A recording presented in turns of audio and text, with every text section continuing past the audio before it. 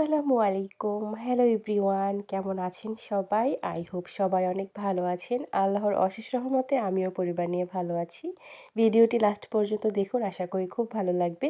আর দেখতে, দেখতে যদি একটুও ভালো লাগা তৈরি হয়ে যায় তাহলে আমার চ্যানেলটি সাবস্ক্রাইব করে আমার পাশেই থেকে যেতে পারেন। যাতে করে আমি নতুন ভিডিও ছাড়ার সাথে, সাথে আপনাদের ফোনে নোটিফিকেশন চলে যায়। আজকে চলে আসলাম স্কুলের বইমেলায়। এখানে বিভিন্ন রকমের বই আছে। তো দেখি কি বই কিনি। আপনাদের সাথে একটা মজার কথা শেয়ার করি। আমার বাচ্চারা বইমেলায় এসে বলতেছে, "আম্মু ওই বইটা কিনে দাও, এই বইটা কিনে দাও।" এরকম একটা অবস্থা। তো আমি ওদের কি বলছি জানেন? যে বাসায় যে স্কুলের মেন বইগুলা ওগুলাই তো পড়ো না ঠিকমতো। আবার বলছে এইসব বই কিনে দিতে। তারপরও আমি ২-৩ টা গল্পের বই কিনে দিয়েছিলাম। পড়ুক না পড়ুক, দেখা যায় বাসায় ফোন ইউজ করার থেকে বই পড়া ভালো, গল্পের বই পড়া। কারণ এখনকার বাচ্চারা তো মোবাইলের পিছনে অনেক সময় ব্যয় করে। কি বলবো, এখনকার বেশিরভাগ বাচ্চারাই মানে ফোনের প্রতি অনেক আসক্ত। ভাত খেতে গেলে ফোন লাগে। পড়ার ফাঁকে যে সময়টা ওরা পায় সেটা মোবাইলের পিছনেই নষ্ট করে দেয়। কয়েকদিন ধরে ভালো করে ভিডিও আপলোড করতে পারছি না। আমার ভয়েসটা শুনেই বুঝতে পারছেন অনেক অসুস্থ। আর অসুস্থতার কারণ একটাই, প্রচুর ঠান্ডার সমস্যা। আর ঠান্ডা লাগলে তো বুঝিনি, খাওয়া-দাওয়া কোনো কিছুই ভালো লাগে না। ২ নাক একদম বন্ধ আছে। আর আমার একটু অ্যালার্জির সমস্যাও আছে। তো তাই কয়েকদিন ধরে ভালো করে ভিডিও আপলোড করতে পারছি না। একদিন গ্যাপ দিয়ে, দিয়ে ভিডিও আপলোড করছি।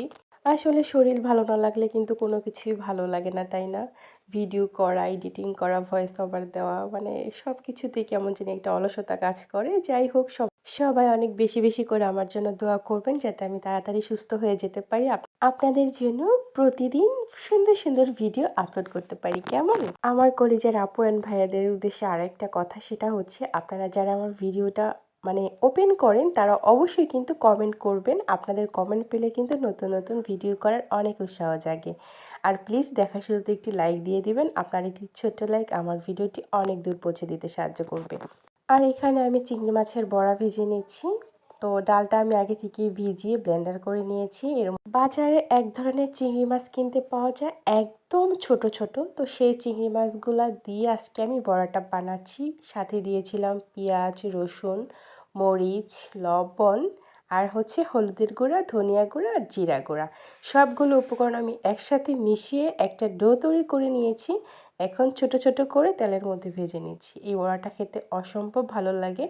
আমি ভাজতে, ভাজতে প্রায় ৫ থেকে ৬ টা অলরেডি খেয়ে ফেলেছি।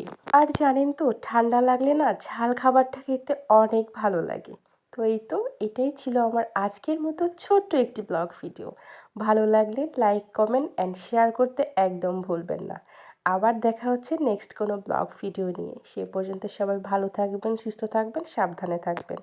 সবার সুস্বাস্থ্য কামনা করে আজকের মতো বিদায় নিচ্ছি। সবাইকে আসসালামু আলাইকুম। আল্লাহ হাফেজ।